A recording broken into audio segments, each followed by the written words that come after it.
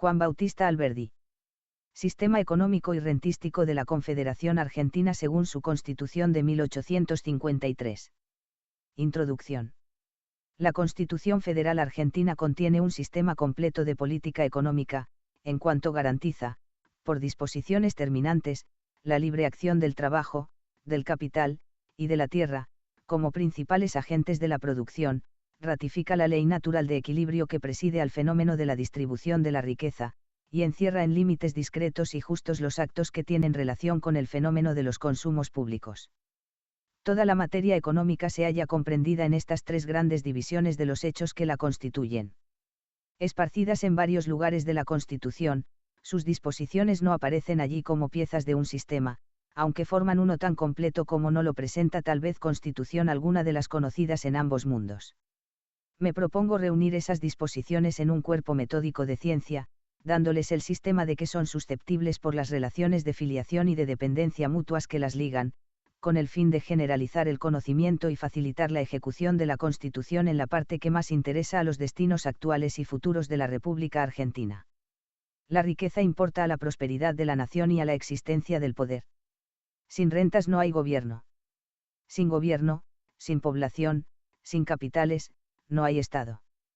La economía, como la legislación, es universal, cuando estudia los hechos económicos en su generalidad filosófica, y nacional o práctica, cuando se ocupa de las modificaciones que esos hechos reciben de la edad, suelo y condiciones especiales de un país determinado. Aquella es la economía pura, esta es la economía aplicada o positiva. El presente escrito, contraído al estudio de las reglas y principios señalados por la Ley Constitucional Argentina al desarrollo de los hechos que interesan a la riqueza de aquel país, pertenece a la economía aplicada, y es más bien un libro de política económica, que de economía política.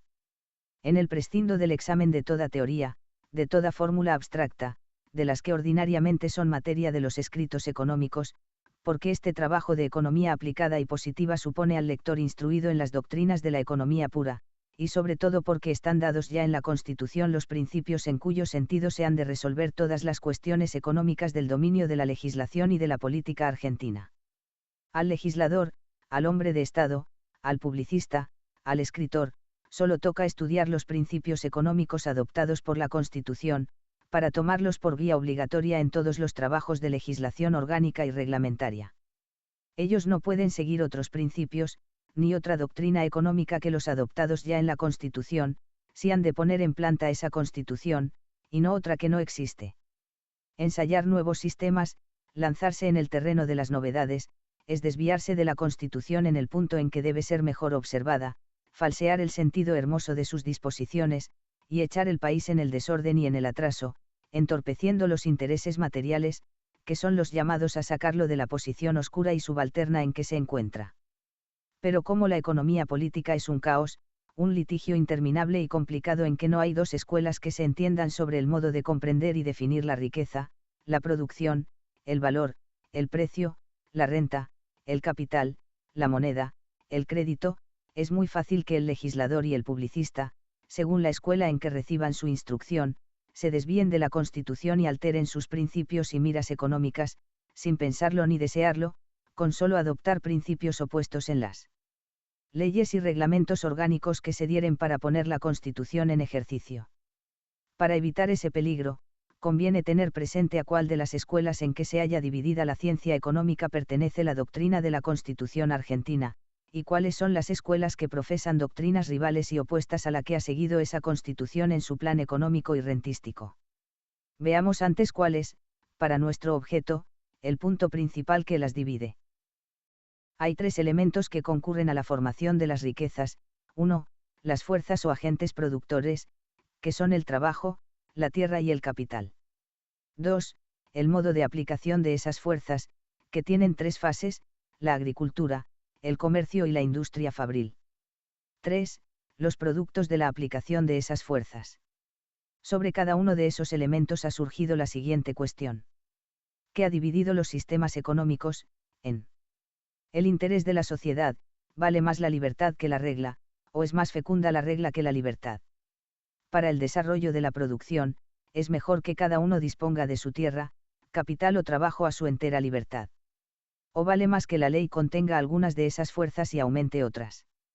Es preferible que cada uno las aplique a la industria que le diere gana, o conviene más que la ley ensanche la agricultura y restrinja el comercio, o viceversa. Todos los productos deben ser libres, o algunos deben ser excluidos y prohibidos, con miras protectoras. He ahí la cuestión más grave que contenga la economía política en sus relaciones con el derecho público. Un error de sistema en ese punto es asunto de prosperidad o ruina para un país. La España ha pagado con la pérdida de su población y de su industria el error de su política económica, que resolvió aquellas cuestiones en sentido opuesto a la libertad. Veamos, ahora, cómo ha sido resuelta esta cuestión por las 4 principales escuelas en que se divide la economía política. La escuela mercantil, representada por Colbert, ministro de Luis XIV, que solo veía la riqueza en el dinero y no admitía otros medios de adquirirla que las manufacturas y el comercio, seguía naturalmente el sistema protector y restrictivo.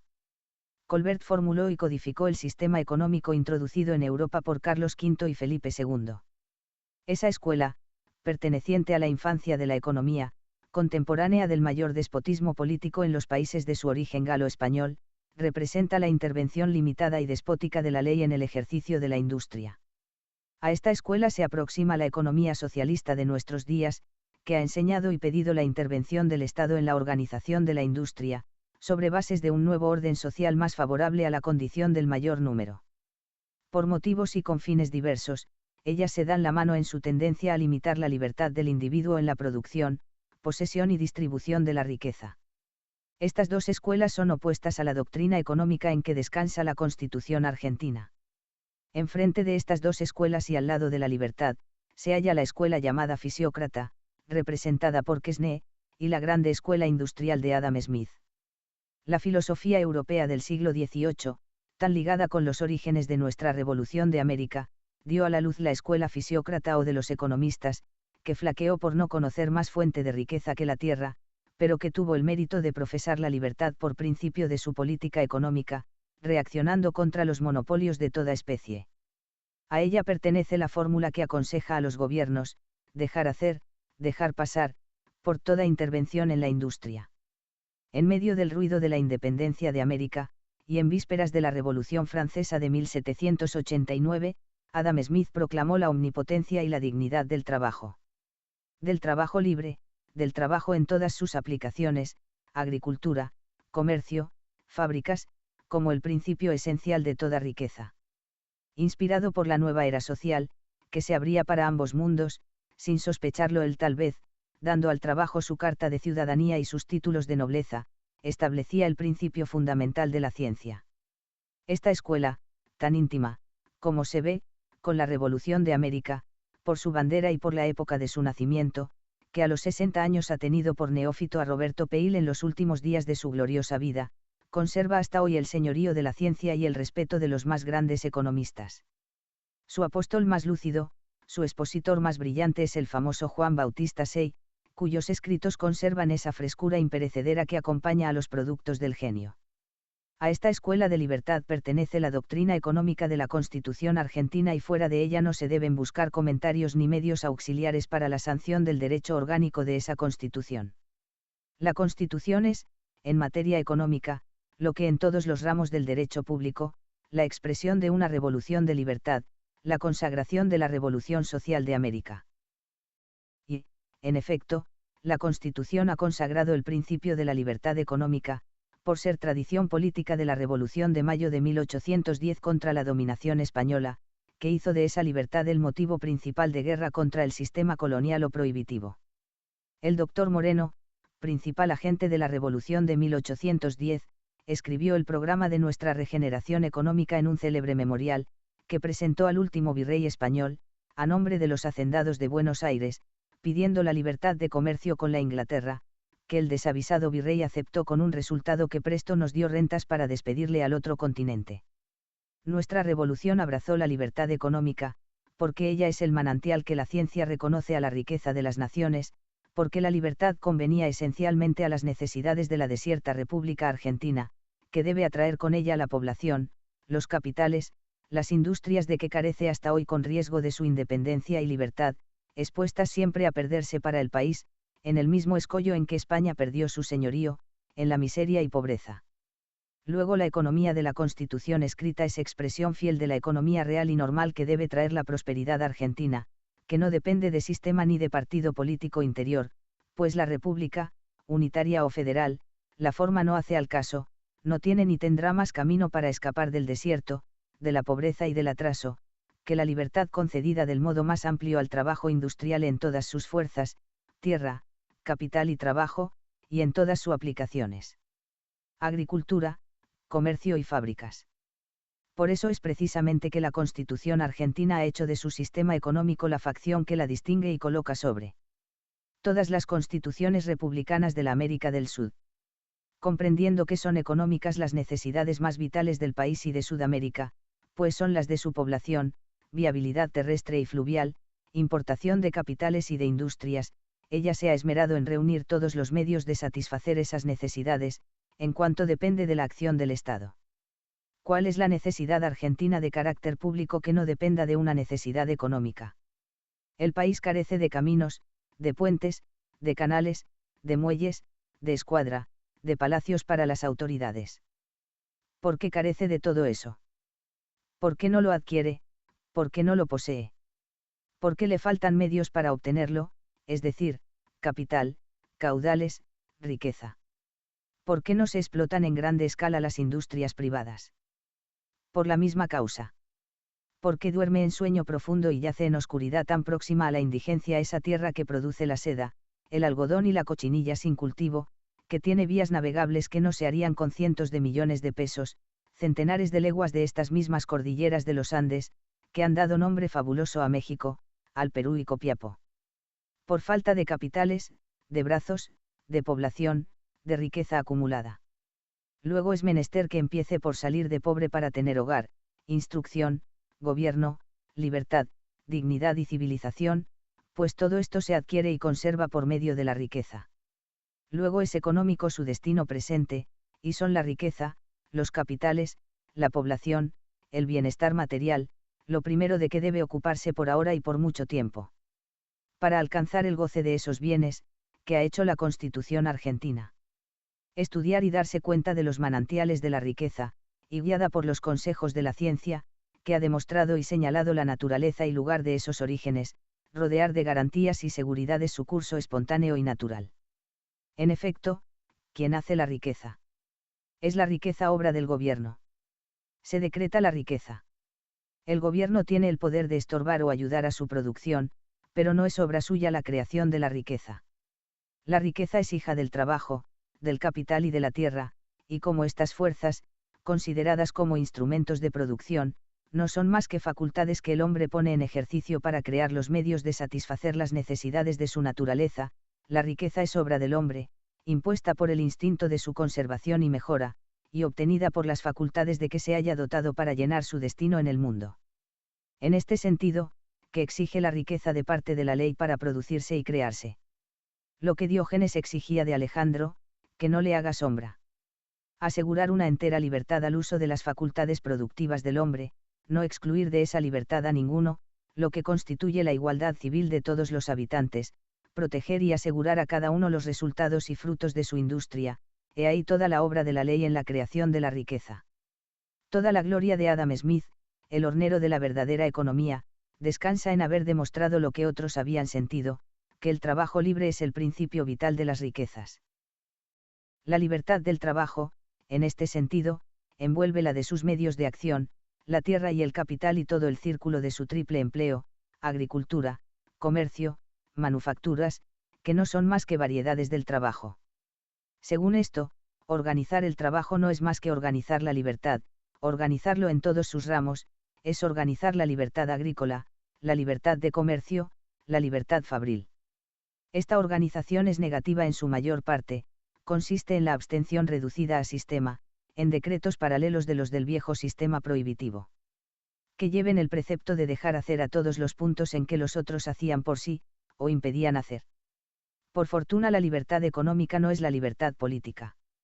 Y digo por fortuna, porque no es poca el que jamás haya razón de circunstancias bastante capaz de legitimar, en el ejercicio de la libertad económica, restricciones que, en materia de libertad política, tienen divididas las opiniones de la ciencia en campos rivales en buena fe y en buenas razones.